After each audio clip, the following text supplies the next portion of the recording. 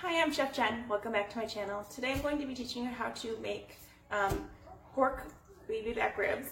However, usually when you do this you think that it was grilled or smoked, but we're going to braise them first, which is the way that I've always done it, and then you can throw them on the grill or you can throw sauce on them and throw them in the oven. But the point is that you need to break down some of that tough meat in there or you're going to get some dried out tough ribs. So I have this right here. $10 rack from Aldi's. We're going to cut it open. And I'm going to dry rub it before I sear it. So I'm going to, in this little bowl, make a rub with, we'll start with seasoned salt. I'm going to put about a quarter cup in there. Garlic powder. 5 tablespoons, chili powder,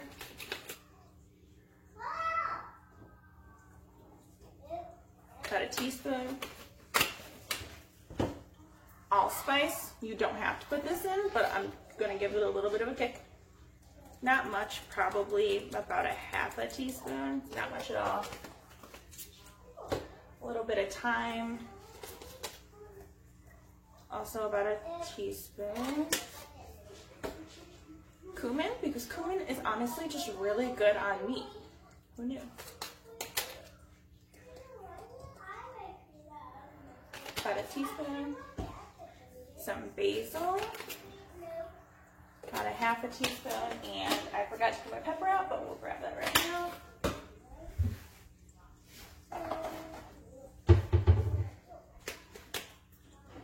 And pepper.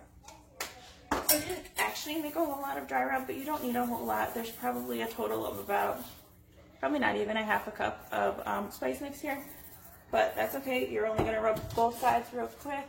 So I'm gonna do it with a glove on. You can just wash your hands right after, don't worry about it. So just put a nice line down it, and then I'm gonna rub it in. I apologize for the background noise because my daughter is doing apparently a cooking show in her playroom right now, so if you can get some tips from her, go for it. So we dried the one, or rubbed the one side, we're gonna rub the other side.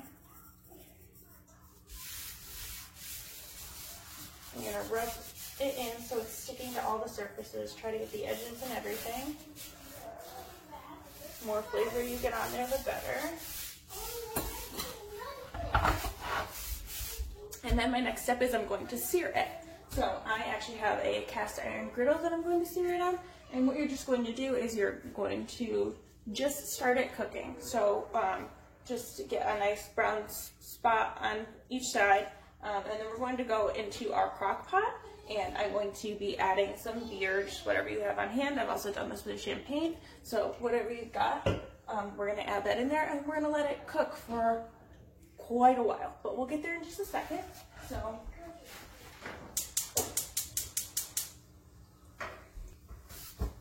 now I already have our crock pot on, and that's so when we already get this cooking, we go to put it in the crock pot, then it's not going to have to wait for the crock pot to get up to heat, or up to. So we have our crock pot on right now. It's on high, and we want it on so that it continues cooking our meat. Once we sear it, we don't want it to set our meat in there with our beer and then have it wait to come up to temperature. Then it's gonna have a funny texture on your meat.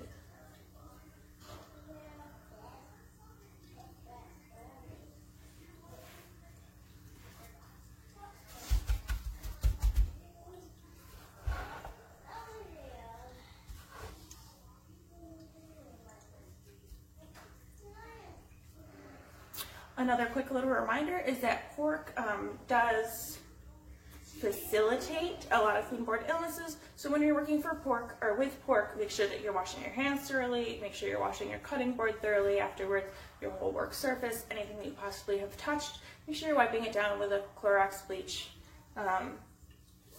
spray or solution. Okay. Throw this down, and we're going to do the meat side first. So your ribs have a curve to them. We're going to do the side that is on the outside of the curb as opposed to the bottom where it curves up like a cup. So we're going to put it flat down on our griddle like this.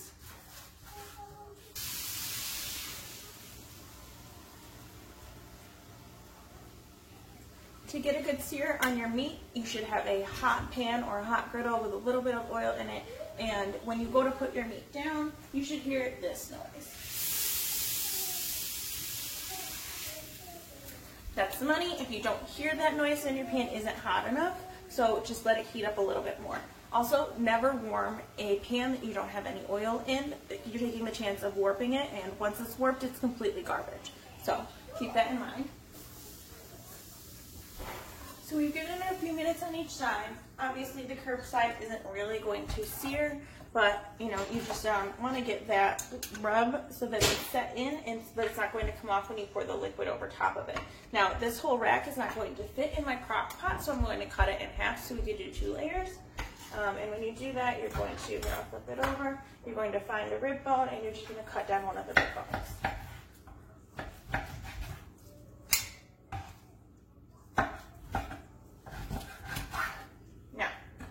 Going into our crock pot, which, like I said, is already hot.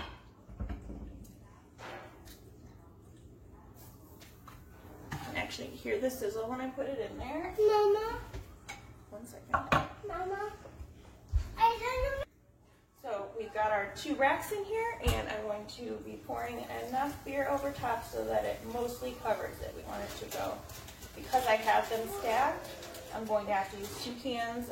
If you only have enough in there that's going to cover the bottom, then only maybe only one can.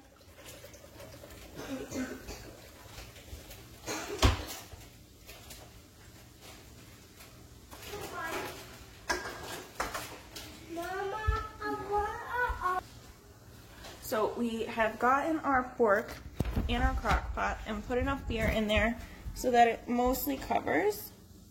And now I'm going to turn this down to low, and we're going to let it go for, I'm going to set it for 6 hours because actually, so we have this going for on low for 8 hours. It's not going to take that long. You could check them after about 4, and I can guarantee that they're pretty much going to be done. If you have them stacked like I do, maybe halfway through, take them and take the one that's on top and put it on the bottom so they're cooking evenly and getting all of that, the braising that's going on. You're going to leave the top on the whole entire time. And when you come back to that, I can guarantee that they will basically just be falling off the bone. So when you're done with that, you can either barbecue sauce them and eat them immediately. You could barbecue sauce them and put them in the oven or on the grill. You can put them in the refrigerator for the next couple of days if you don't have anyone coming over or anything like that.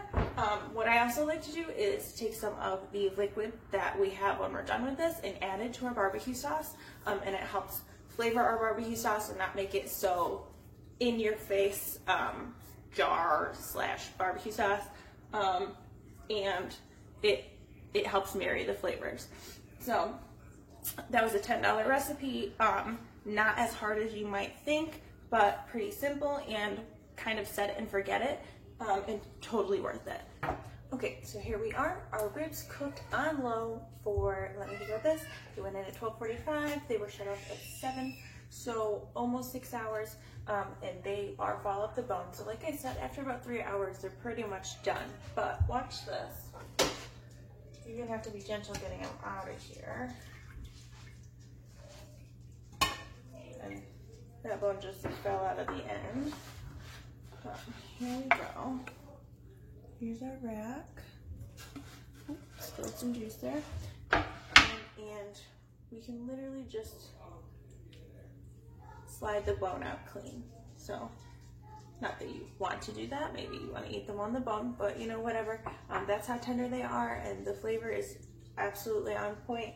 And like I said, you can always take some of this liquid in here, take about a cup of it, mix it with about a cup of barbecue sauce that you would just buy at the store, and it will marry better with the flavor of your meat than just using the straight up barbecue sauce from the store. So give it a try. I bet you will never want to buy ribs from a restaurant ever again. So give us a thumbs up and a subscribe, and we'll see you soon.